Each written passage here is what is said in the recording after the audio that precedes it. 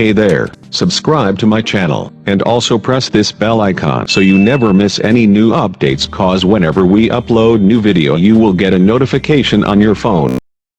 You will hear a telephone conversation about a car insurance claim. You have 30 seconds to look at questions 1 to 5.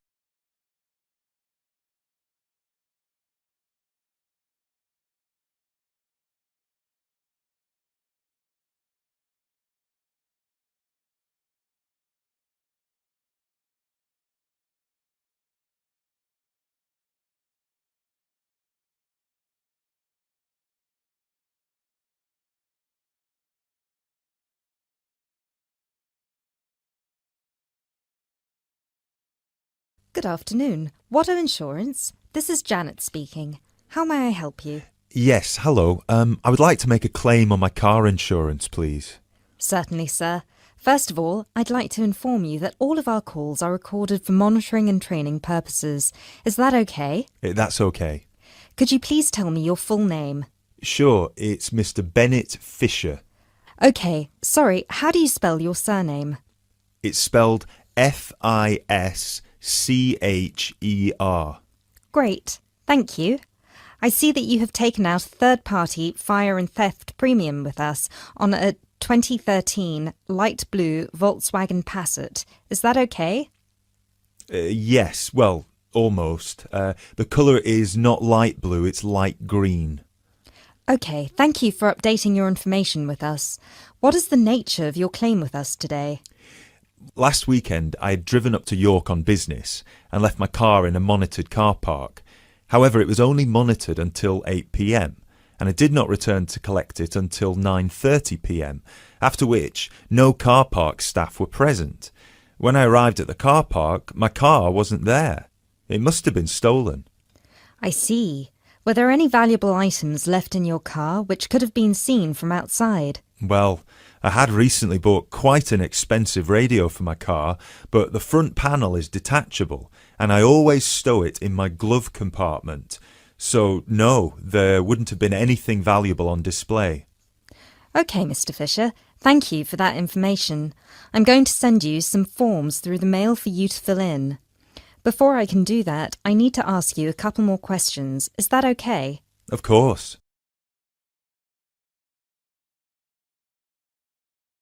You now have 30 seconds to look at questions 6 to 10.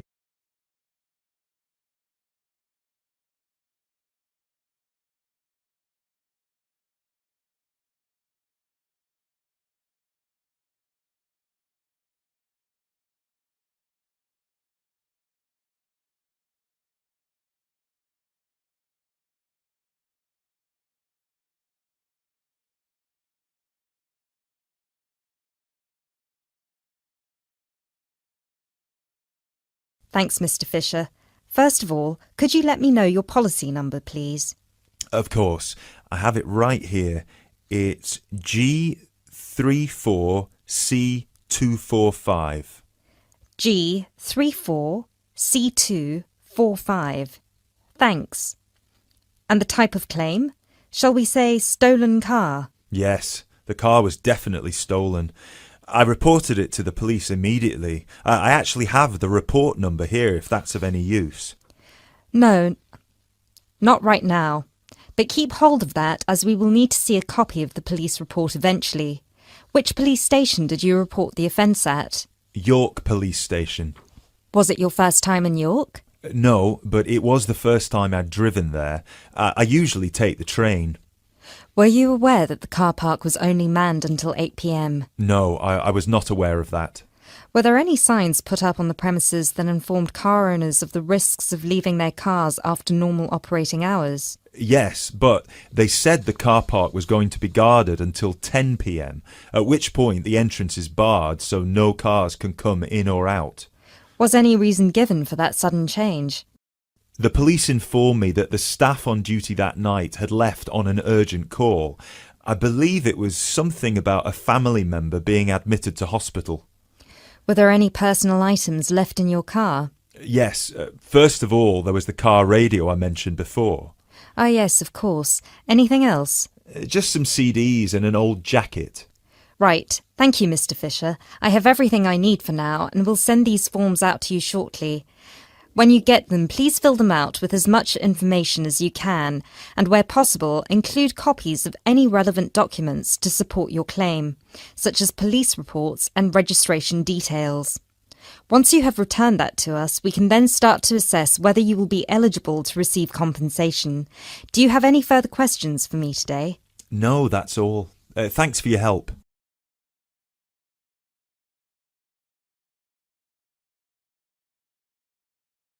That is the end of part 1. You now have half a minute to check your answers.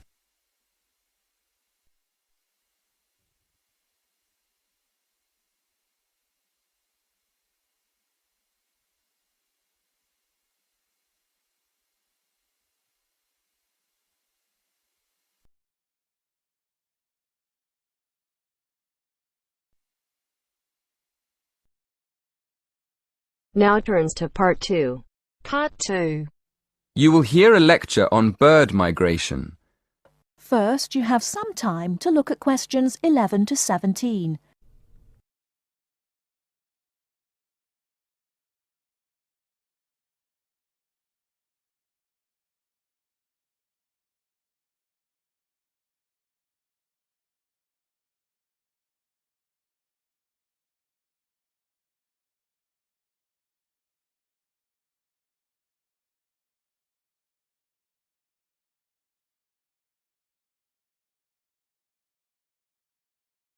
Now, listen carefully and answer questions 11 to 17. My lecture this evening will focus on the migration of birds. That is, how birds fly in big groups from different parts of the world at certain times of the year. In the first part of the lecture, I'll talk about the reasons why birds migrate, when they migrate, and which parts of the world they migrate from and to. To start with, why do birds migrate?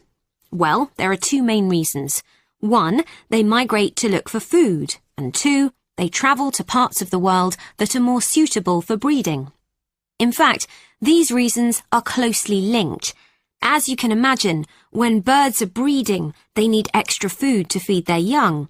And in the spring, in the cooler climates of Europe, there is a lot of food for birds, especially insects. So, generally, during the spring, birds fly up from the tropics, which are hot, to cooler climates in the north. They stay there for a few months to bring up their young. And then, when the weather in the north gets cold in the winter, they fly back to warmer climates in the south. Now I'd like to talk a bit about how global warming has affected bird migration. One of the effects of global warming has been to make the spring come earlier in the northern regions of the world. When spring comes early, the plants and insects that birds need to bring up their young are also available earlier. Research has shown that quite a lot of birds have started to migrate earlier because of higher temperatures. But unfortunately for some species, this hasn't been early enough. What I'm saying is that birds that are travelling a long way for breeding may arrive too late to find enough food to feed their young, and their population drops drastically. Scientists are currently researching more about this. Before you hear the rest of the talk, you have some time to look at questions 18 to 20.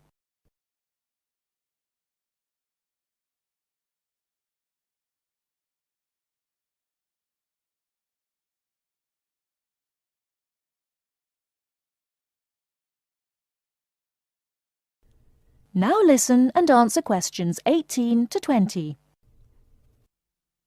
Now, I thought I'd finish by just briefly describing a few different patterns of migration. Migration varies with the type of bird and the area they come from. For example, one kind of migration is partial migration. This means that some birds in a particular species will migrate and others won't.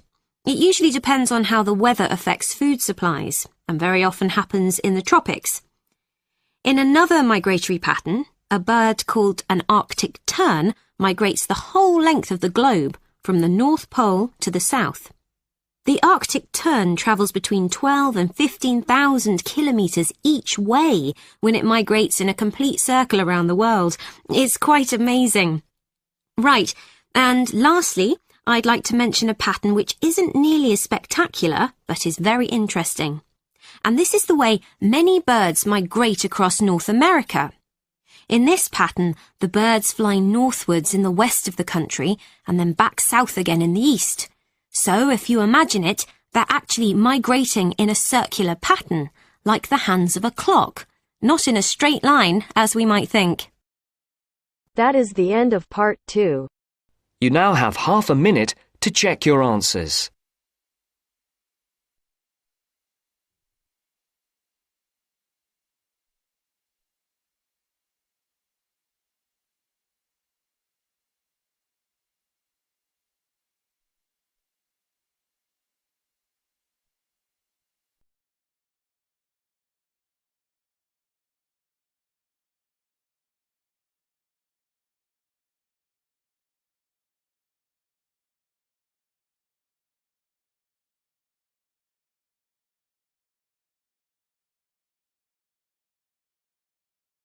Now turns to part 3. Part 3. You will hear a conversation between two students who will discuss a project they're working on together. You have 30 seconds to look at questions 21 to 27.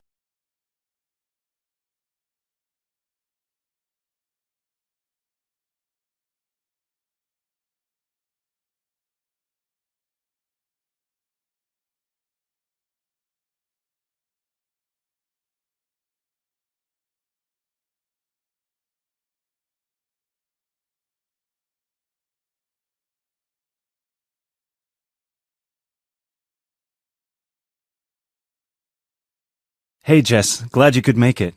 We've got a lot to discuss. Hi, Matt. Yes, sorry I'm a bit late. I did bring all my notes with me. Yes, me too. Where shall we start? Well, I think it would be a good idea to clarify our objectives just one more time. Yes, good idea. Okay, here we are. We need to record, photograph, and identify the plant species in 10 1-square-meter plots. Does it say anything about where these plots should be and how they should be laid out? Ah, here it is.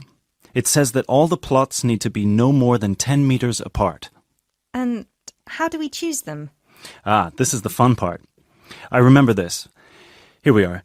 Make a 1-meter square frame using bamboo sticks available from the department stores. Yes, we've already done that. I know, I'm just reading the whole section. Okay. One person stands roughly in the middle of the chosen area and throws the frame. The other person uses a tape to mark out the square where the frame landed and returns frame to thrower. The thrower then turns a few degrees on the spot and throws again. The thrower must turn slightly after each throw and vary the force of the throw until after the 10th throw they are pointing in almost the same direction as the first. That sounds a bit complicated. That's only because it's all in writing. It's just a simple throw, turn, throw, turn, throw, turn until we have 10 squares. And I guess you want to do the throwing. Well, if you don't mind. I'm sure you'll be more accurate at marking the squares. Yes, I am sure I am, and I'm sure you've got a stronger throwing arm.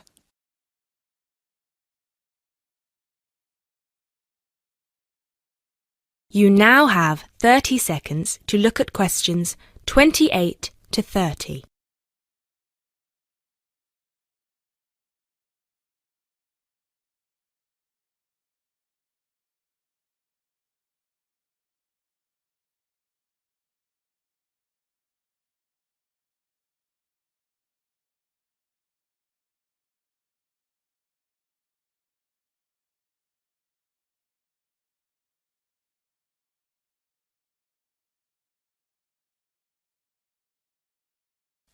Okay, good. We've got that sorted.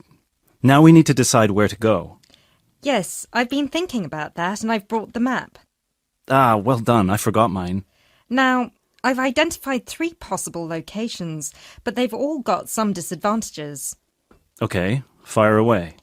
Well, The area around this lowland marsh could be interesting. There'll be a lot of interesting water plants here. Looks good, but what's the problem? Mainly that it's already a designated nature reserve, and I think there's already been a lot of research done here. Ah, I see.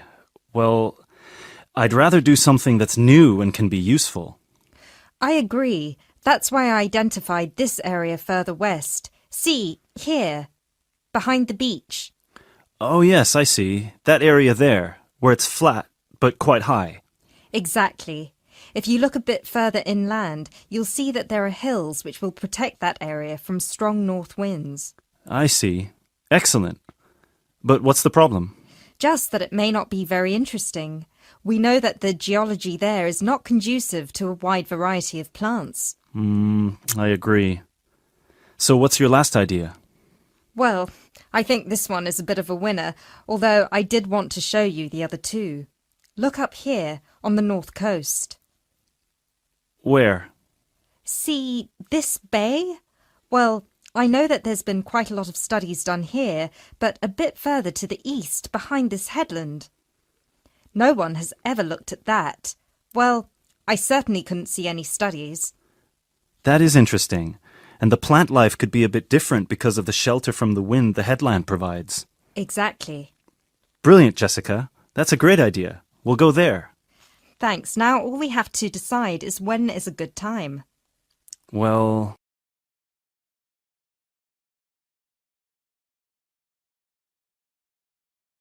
That is the end of part 3. You now have half a minute to check your answers.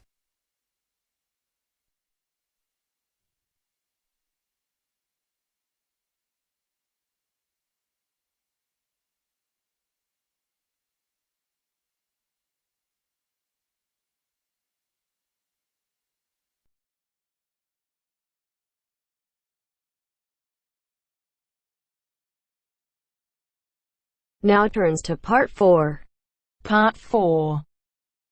You are going to hear a talk on 2 famous American presidents. As you listen, fill the missing information in the notes below. First, you have some time to look at questions 31 to 40.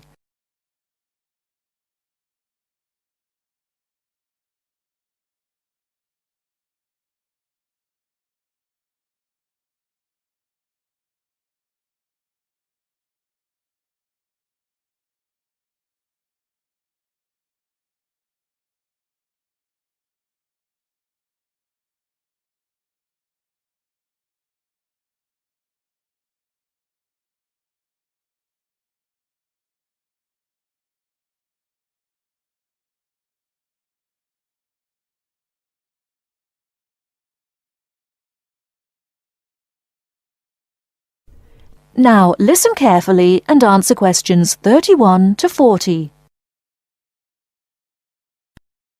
John F. Kennedy and Abraham Lincoln lived in different times and had very different family and educational backgrounds. Kennedy lived in the 20th century, while Lincoln lived in the 19th century. Kennedy was born in 1917, whereas Lincoln was born more than 100 years earlier, in 1809. As for their family backgrounds, Kennedy came from a rich family, but Lincoln's family was not wealthy. Because Kennedy came from a wealthy family, he was able to attend expensive private schools. He graduated from Harvard University. Lincoln, on the other hand, had only 1 year of formal schooling. In spite of his lack of normal schooling, he became a well-known lawyer. He taught himself law by reading law books. Lincoln was, in other words, a self-educated man. In spite of these differences in Kennedy and Lincoln's backgrounds, some interesting similarities between the 2 men are evident. In fact, many books have been written about the strange coincidences in the lives of these 2 men. For example, take their political careers. Lincoln began his political career as a U.S. congressman. Similarly, Kennedy also began his political career as a congressman. Lincoln was elected to the US House of Representatives in 1847. Kennedy was elected to the House in 1947. They went to the Congress just 100 years apart. Another interesting coincidence is that each man was elected President of the United States in a year ending with the number 60. Lincoln was elected President in 1860, and Kennedy was elected in 1960. Furthermore, both men were president during years of civil unrest in the country. Lincoln was president during the American Civil War. During Kennedy's term of office, civil unrest took the form of civil rights demonstrations. Another striking similarity between the two men was that, as you probably know, neither lived to complete his term in office. Lincoln and Kennedy were both assassinated while in office. Kennedy was assassinated in Dallas, Texas, after only 1,000 days in office. Lincoln was assassinated in 1865, a few days after the end of the American Civil War. It's rather curious to note that both presidents were shot while they were sitting next to their wives. These are only a few examples of the uncanny and unusual similarities between the destinies of these two American men, who had a tremendous impact on the social and political life of the United States and the imagination of the American people. That is the end of part 4. You now have half a minute to check your answers.